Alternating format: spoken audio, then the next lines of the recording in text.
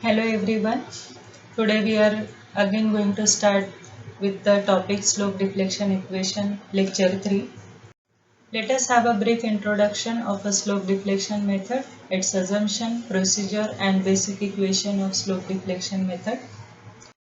So as we know that the slope deflection method is used to analyze the statically indeterminate beam and frame.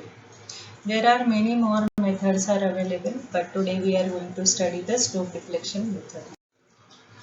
The we have to assume some basic theories before analyzing the beam or the frame. So the first assumption is we have to assume all the joints as rigid one of the beam also and frame also. The second assumption is the distortion due to axial and shear stresses are being very small and hence are neglected. Now remember the procedure while analyzing the problem of beam or frame by using slope deflection method. So the first step is to find out the fixed strain moment. Second, apply slope deflection equation. Third, apply equilibrium condition.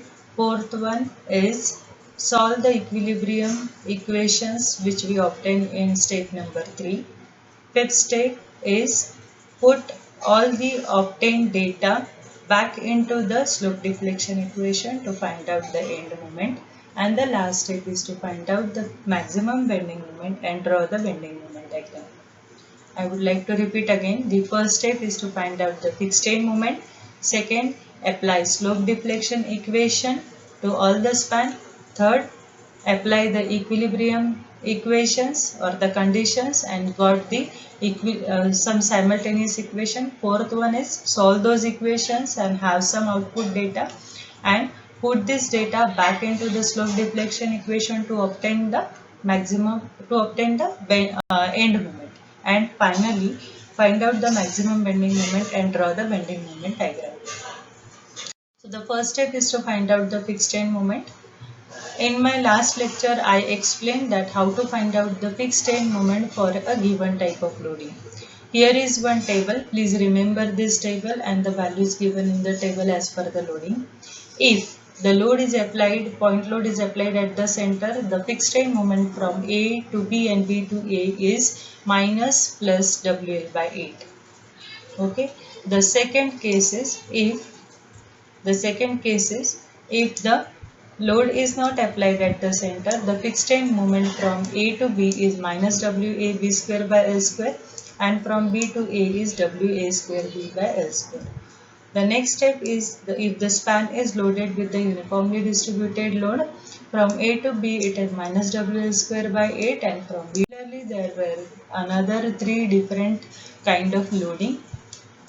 Again, if it is loaded with the UDL from one of the span for some distance, then these are the fixed strain moment from A to B and B to A.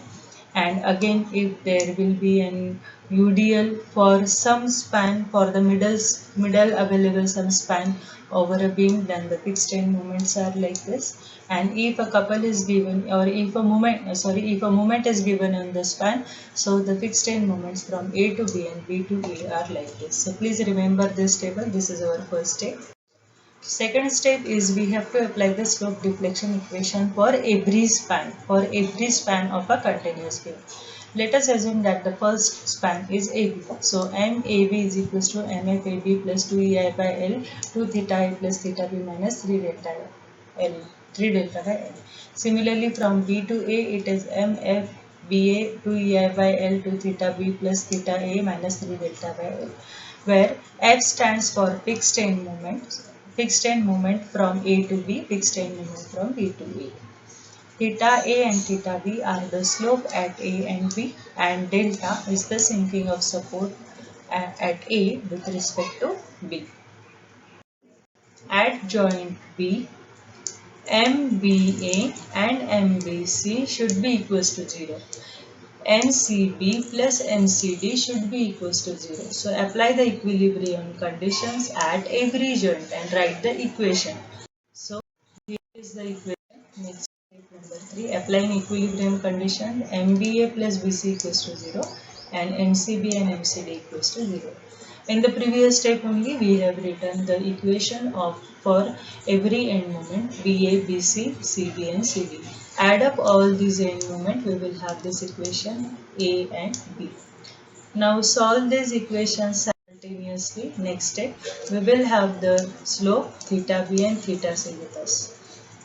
Of slope back into the slope deflection equation, we can see B to A is 52.91 and this is minus 52.91. Okay. Like in the problem itself, we will come to know that whether we are on the right track or not.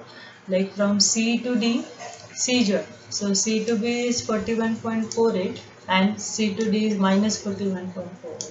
Right. So while solving the problem itself, we will come to know that our problem solution is correct or not. So this is how we have to plot the fixed end moment diagram. In the next lecture, we will solve one frame with the slope deflection method equation. Okay. Thank you.